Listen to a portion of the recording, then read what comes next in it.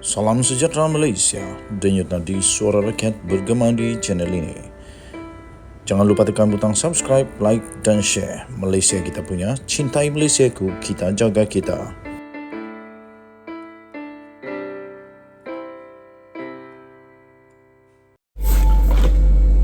Salam sejahtera Malaysia, denyut nadi suara rakyat bergema di channel ini. Perkembangan terbaru baru saja diterima pukul 11.37 pagi tadi diterbitkan berita ini, dan sekarang ini baru saja dikemaskini pada pukul 6.11 minit petang tadi. Dengan ini disahkan Tan Sri Mahyadin Mat Yassin, Presiden Bersatu dan juga Pengerusi Perikatan Nasional, disahkan ditahan oleh SPRM. Suruhanjaya Pencegahan Rasuah Malaysia SPRM mengesahkan bahawa bekas Perdana Menteri iaitu Tan Sri Mahyadin Mat Yassin, yang dikenali dengan jolokan Abah Kau, yang juga terkenal kerana suka membuat PKP, tapi dia bukan suka-suka buat, tapi mungkin terpaksa. Tapi itulah, orang selalu cakap dia bapa PKP. Bapa PKP. Negara lain dah buka, dia masih lagi PKP. Negara lain dah boleh bersidang di parlimen, dia masih lagi tak boleh bersidang, malah darurat. Okey, jadi telah disahkan oleh SPRM bahawa Perdana Menteri Mahyadin Mat Yassin telah pun ditahan semasa memberi keterangan di Ibu Pejabat Suruhanjaya Pencegahan Rasuah pada jam 1 petang tadi. Jadi kerana itu, tuan-tuan dan puan-puan, disahkan Mahyadin Yassin akan ditahan dan tidak dibebaskan sehinggalah mungkin sehinggalah beliau didakwa di mahkamah. Sebelum ini Mahyadin Mat Yassin hadir untuk dirakam percakapan bagi melengkapkan proses siasatan akhir berhubung projek Jana Wibawa dan isu berkaitan. Dalam kenyataan itu, SPRM juga telah mendapat izin mendakwa daripada Pejabat Peguam Negara bagi menuduh Muhyiddin di Mahkamah Kuala Lumpur pada 10 Mac.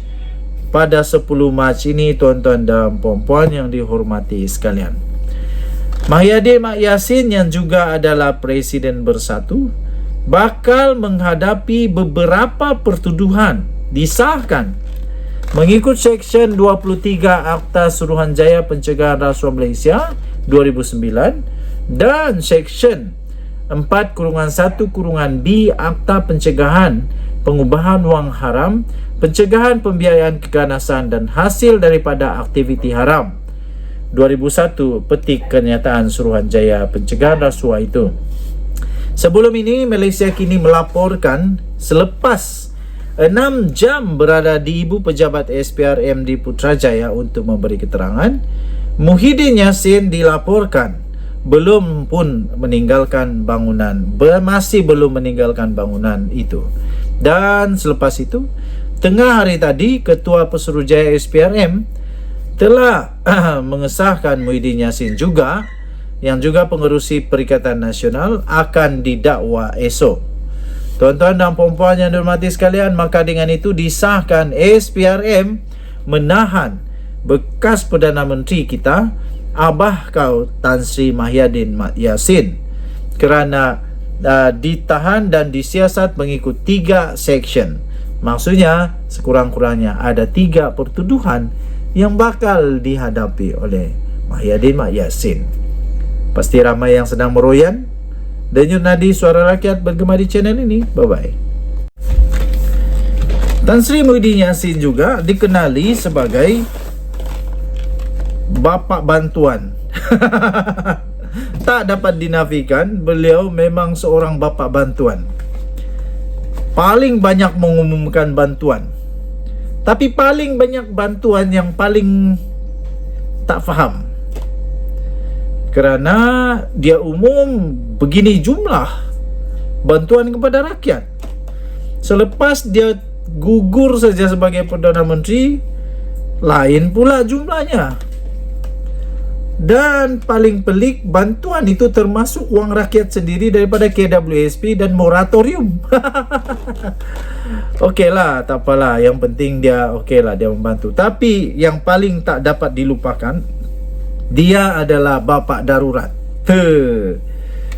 Dia adalah bapa darurat. Bapa selalu mau menggantung parlimen.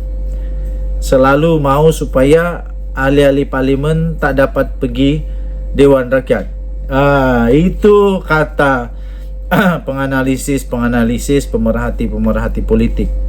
Bagi saya, beliau melakukan itu kerana ada sebabnya. Dia tak mau juga MP nanti terkena virus COVID-19 kan? Baik. Jadi tuan-tuan dan puan-puan, ketika jenayah itu dilakukan, rakyat sangat memerlukan bantuan. Okeylah, dapat bantuan juga, tapi ada peribahasa kata sambil menyelam minum ayak. Sambil menyelam minum ayak, no. Jadi harap-haraplah kebenaran nanti menyebelahi Muhyiddin Yassin yang dia tak sakau wang, dia tak menyelam sambil minum ayak, dia tak menyeleweng, dia tak makan 1 sen pun uang rakyat. Okey. Manakala Najib pula melakukan jenayah tersebut pada ketika rakyat Malaysia memerlukan kemajuan negara. Okeylah, banyak kemajuan yang diumumkan dan sebagainya. Bantuan pun banyak juga. Tapi yang sedihnya, banyak sangat penyelewengan. Banyak sangat penyelewengan, ketirisan, sehingga pembangunan tidak dapat dilaksanakan seperti yang sepatutnya. Standard kerja tak sampai yang sepatutnya. Terlalu banyak ketirisan. Jadi tuan-tuan dan puan-puan yang dihormati sekalian, setiap manusia ada perspektif masing-masing. Sama ada Najib yang teruk atau Muhyiddin yang teruk, ada perspektif masing-masing. Pada saya kedua-duanya sama teruk. Kalau Muhyiddin Yassin didapati bersalah nanti, dia sama teruk. Jenayah tetap jenayah, pecah amanah tetap pecah amanah.